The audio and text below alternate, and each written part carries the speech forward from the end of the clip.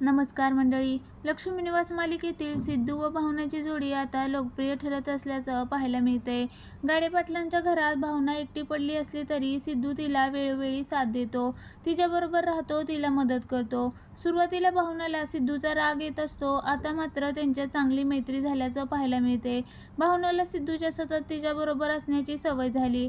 मालिकेत दाखवल्याप्रमाणे रवीने सिद्धूला किडनॅप केले आहे, त्याला शोधण्यासाठी भावना प्रयत्न करत आहे. झी मराठी वाहिनीने सोशल मीडियावर लक्ष्मी निवास मालिकेचा प्रोमो शेअर केला.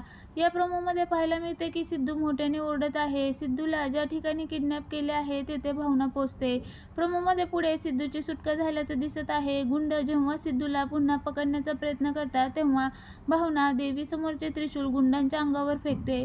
प्रोमोच्या शेवटी एक गुंड खाली पडलेला असून भावनाने रुद्रावतार धारण केल्याचं दिसत आहे. तसेच तिच्या हातात त्रिशूल दिसत आहे. हा प्रोमो शेअर करताना झी मराठी वाहिनीने दुष्टांचा संहार करत भावना घेणार दुर्गेचा अवतार असे कॅप्शन दिले आहे. लक्ष्मी निवास मालिकेत अनेक ट्विस्ट सध्या पाहायला मिळत आहे.